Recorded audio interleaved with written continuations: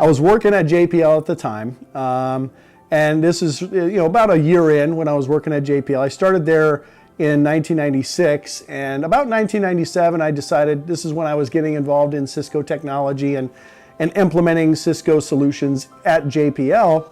And I thought, well, maybe it's time for me to look at maybe getting my CCNA certification. They had this back then, even then, completely different experience back then, but it was still nonetheless kind of the industry standard certification. So I studied and I studied and I studied, and I went to take this the CCNA exam. At that time, it was just a single exam. And the school that I went to take the exam at, they became very familiar with me because I'd shown up 3 times to take this test. But I finally passed the test, and it just so happened that when you take the exam, they print out your score report at the end, and the owner of the school was at the front desk and got my score report off the printer, and he looked at it and he said, "Oh, you passed your CCNA. That's great. I understand that's a really difficult certification." And we chatted a little bit, what's your background, where do you work, and whatnot. The school happened to be in Pasadena, which was right down the road from where I worked at. And the conversation ended up being, "Hey, I've got a class. It's a night class. It's a couple hours a night, 3 days a week, that starts next week, and I don't have an instructor. Is there any way that you'd be interested in teaching that class?" And I thought, wow, I'd never thought of doing that before. But I said, why not? I decided to actually jump into teaching that way. So I showed up the first day, wasn't really prepared, didn't have any kind of lesson plan involved. I was using the Cisco curriculum, and I struggled through that first class. But then I realized as I was in the classroom and talking to the students and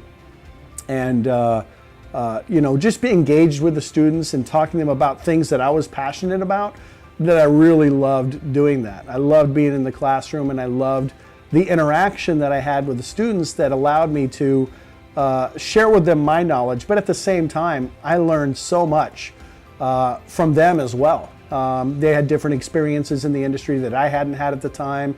And while it was a little bit of a struggle because of my lack of knowledge per se, I had book knowledge and maybe a little bit of experience at JPL. I just knew then that that's what I wanted to do. I wanted to be in the classroom. My job didn't really allow me the flexibility to do full-on teaching every day with students every day, but I took as many of those evening classes as I could, and of course the more and more I taught, the more passionate I became about it, the more I learned, the more I was able to talk to the students and explain things to them.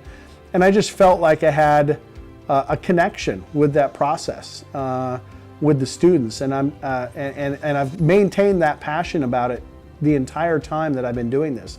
So it's 2018. I've been doing this for almost, over 20 years now. And I feel like even if I teach the same class a couple of times a month, every time I go into the classroom, it's like a brand new experience, because these are new students that maybe I haven't met before, or students that are new to the field or new to the industry, and I just love being able to provide that information to them. So I started in 1997, and then eventually I just started to branch out into different industries, different levels of certification, different classes, and I think I've taught, gosh, I don't know, maybe 10,000 different classes at this point now, and all kinds of technologies. But it's interesting. You can teach the same class over and over again, and it feels like a unique and different experience every time you go into the classroom. Every student has a different story. Every student has different needs, and it's just a lot of fun. It's just something that I'm very, very passionate about.